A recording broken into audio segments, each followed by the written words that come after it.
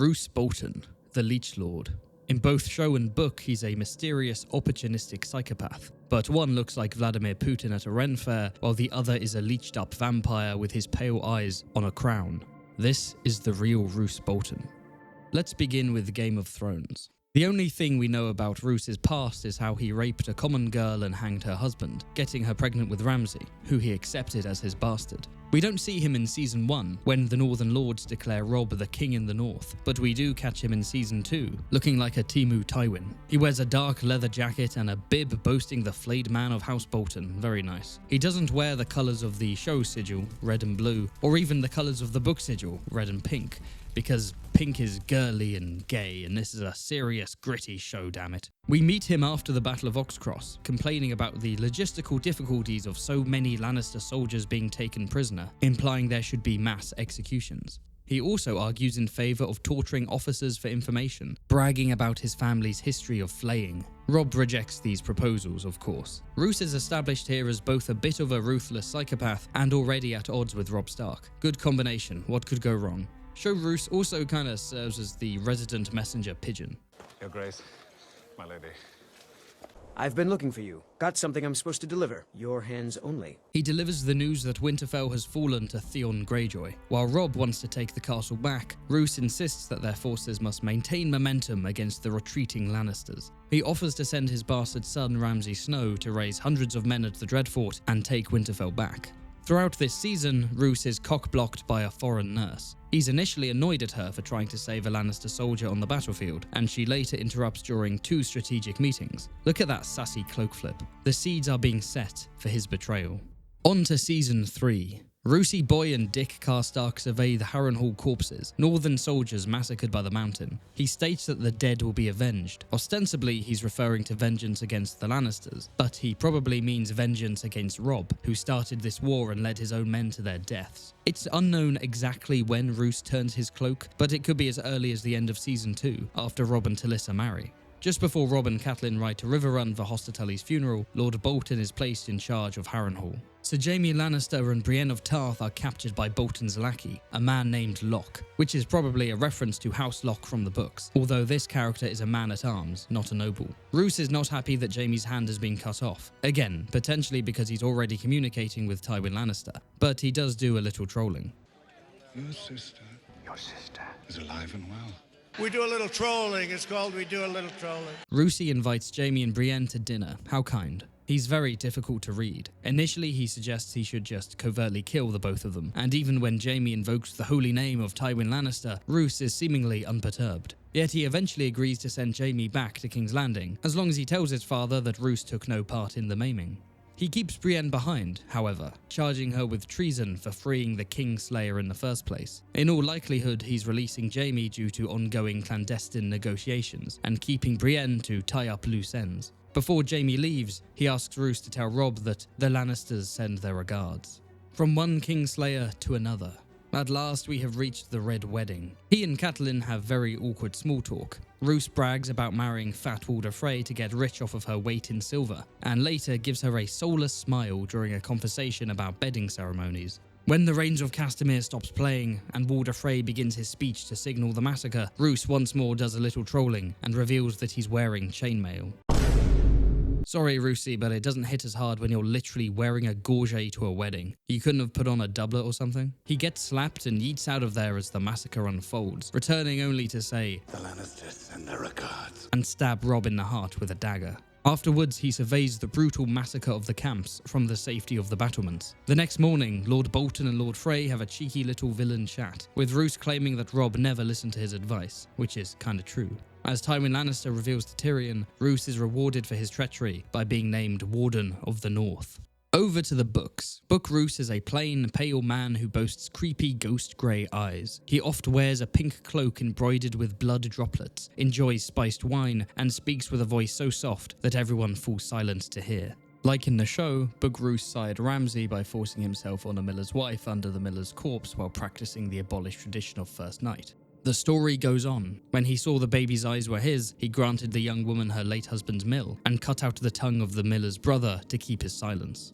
We have only a few scraps of his history. We know that he fought at the Battle of the Trident, unsuccessfully advising Robert Baratheon to slice Barristan Selmy's throat, and that he sired a true-born son with his second wife, Bethany Riswell. Domeric Bolton served as a Barraton page and a Dreadfort squire, but later died of a bad belly after visiting his bastard brother Ramsay. Domeric is never mentioned in the show. Roose first appears in A Game of Thrones, answering his liege lord's summons. He commands the Northern and Frey foot and marches south to distract Lord Tywin at the Trident. He is of course defeated, but successfully retreats. In A Clash of Kings, Lord Bolton marries Fat Walder Frey for exactly the same reason he gives in the show, her weight in silver as a dowry. He's later commanded to take Harrenhal with Sir Helman Tallheart, so he cunningly convinces the brave companions to switch sides, seize the monstrous castle from the inside, and let the Northerners in. In the show, Arya serves as Tywin Lannister's cupbearer. In Clash, she serves as Roose Bolton's cupbearer. They don't spar words, but she does witness him burning a book and getting leeched while his Frey allies bemoan the war effort. Roose's motivations seem clearer here, with Winterfell falling to the Ironborn, Robb losing the Freys, and Stannis failing to take King's Landing. The war seems increasingly doomed. After this naked council meeting, Roose symbolically rides out to hunt a pack of wolves. In A Storm of Swords, Jaime Lannister is captured by Vargo Hoat and the brave companions, and his hand is chopped off by Zollo the Fat. Locke is kind of an amalgamation of these sadistic sellswords. Lord Bolton sends Jaime back to Tywin, as the Kingslayer promises to not blame Roose for the maiming. Before leaving, Jaime asks Roose to give his personal regards to Robb Stark. While the Red Wedding was ordered by Lord Walder with Lord Tywin's blessing, it was Roose Bolton and Lothar Frey who plotted the massacre. At the ceremony, he doesn't troll Catelyn with a chainmail reveal. Instead, Catelyn feels chainmail under Edwin Frey's sleeves after grabbing his arm. Roose excuses himself beforehand and returns after the slaughter dressed in armor to say, "Jaime Lannister sends his regards," and plunge his sword into Robb Stark's heart. In return for his treachery, Roose Bolton is made Warden of the North, and Arya Stark is sent northwards to marry the newly legitimized Ramsay Bolton. Except it's not Arya at all, but Jane Poole in disguise. Back to the show. In Season 4, Lucius Maximus smuggles himself into the north with his new wife and returns to the Dreadfort, only to find that Ramsay has tortured their valuable hostage into reekdom, and also transformed him into a Turkish barber. Roose sends Locke to Castle Black in the hopes of finding and slaying Bran and Rickon, while sending Ramsay and Reek to Moat Cailin to take the castle back from the Ironborn. Ramsay Snow proves to be more successful than Locke, and is rewarded with legitimization, becoming Ramsay Bolton. Both father and son ride towards their rightful seat of power, the destroyed Winterfell. In Season 5, Roose realizes his tenuous position as Warden of the North. The Boltons have no physical support from the Lannisters, and besides, Lord Tywin himself has been murdered, weakening the Lions of the West. To make matters worse, his new heir is a complete lunatic who flays disobedient lords like Lord Cerwyn. To maintain power, they must secure a marriage between Ramsay and a Stark, namely Arya Stark. The real Arya is, of course, being boring in Bravos, but Sansa's friend Jane Poole is a northern lass and a hostage in King's Landing. The Lannisters disguise her as Arya and send her north. Wait, that's Sansa. No! Roose is taking a large gamble here. Sansa is a fugitive, and marrying her to Ramsay is blatant treason. However, Littlefinger insists that the Lannisters are weak and would have no chance of marching into the north anyway. It's unknown what Roose's long-term plans were after securing the north, but it's possible he may have internally considered declaring himself king. Roose and Ramso have a little falling out. The son parades Reek around to torture Sansa, while the father brags about getting Walder pregnant.